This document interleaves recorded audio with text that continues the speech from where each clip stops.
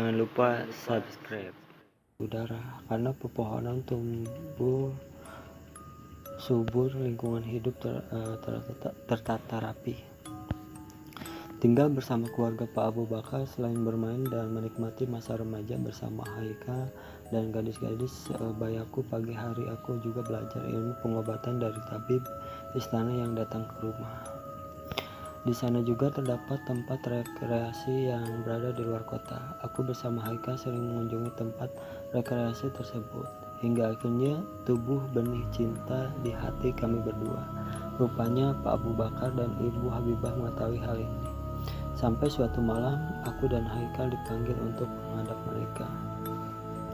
Duduk di hadapan Ibu Habibah dan Pak Abu Bakar.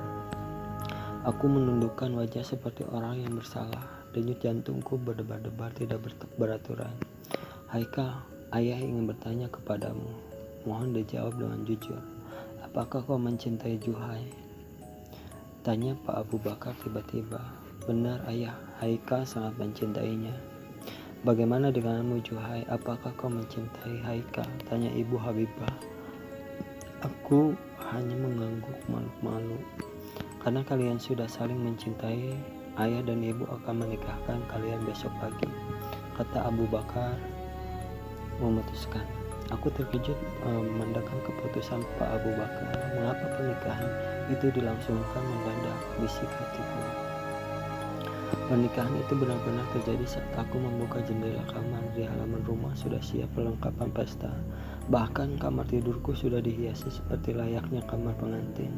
Kapan mereka melakukannya? Bisik hatiku terheran. Singkat cerita, akad nikah telah siap.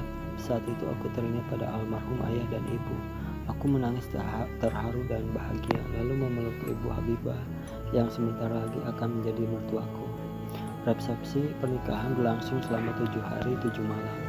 Raja dan permaisuri kerajaan dunia datang bersama semua pembesar istana.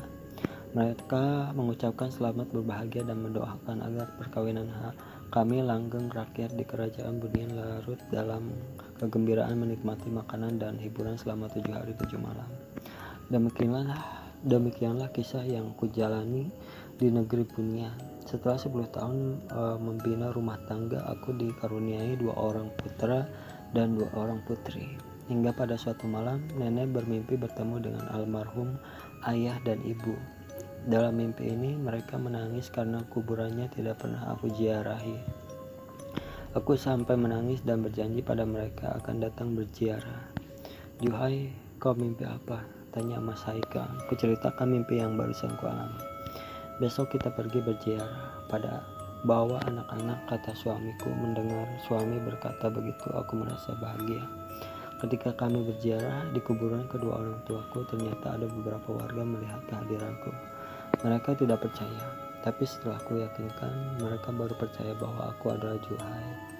Rupanya aku telah menghilang selama 11 tahun lebih. Berita kepulanganku setelah 11 tahun menghilang dari desa itu menghebohkan warga. Bibiku, anak-anak keponakanku semua menangis dan menyambutku dengan penuh haru. Mereka sampai mengadakan kenduri selamatan dan meminta agar aku tinggal di desa. Berat rasanya untuk menolak permintaan mereka. Juga berat meninggalkan suami dan anak-anak tinggal di alam berbeda. Keluargamu memintamu agar kau tinggal bersama mereka.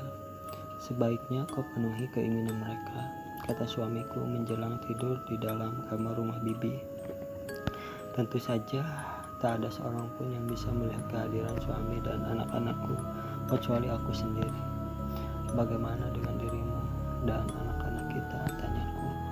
Anak-anak biarlah tinggal bersama neneknya, karena kehidupan mereka ada di sana, bukan di sini.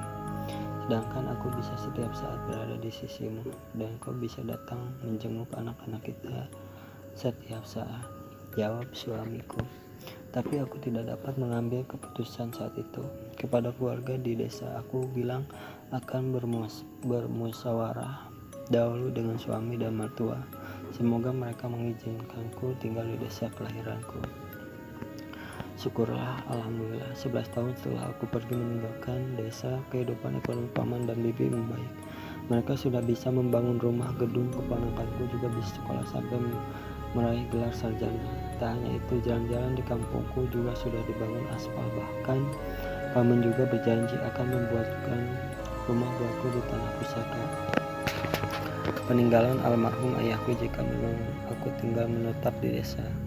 Ketika ku utarakan niat kembali ke desa kelahiranku, ayah dan ibu mertuaku merestuinya. Jika itu sudah menjadi keputusanmu dan suami merestuinya, kami tidak bisa bilang apa-apa kecuali mendukung rencanamu. Di desamu kau bisa mengobati berbagai penyakit yang diderita warga di sana, kata ayah mertuaku. Terima kasih Pak, jawabku sambil sujud di kakinya. Setelah berpamitan, aku diantar mobil sedan yang dikemudikan suamiku. Ya, aku memilih pulang ke kampung halamanku yang pernah aku tinggalkan belasan tahun lamanya. Itulah cerita untuk malam hari ini. Tinggalkan like, comment, share, dan subscribe bila kalian suka dengan video-video di channel ini. Dan nyalain juga loncengnya biar gak ketinggalan jika ada video-video baru di channel ini. Terima kasih. Assalamualaikum warahmatullahi wabarakatuh.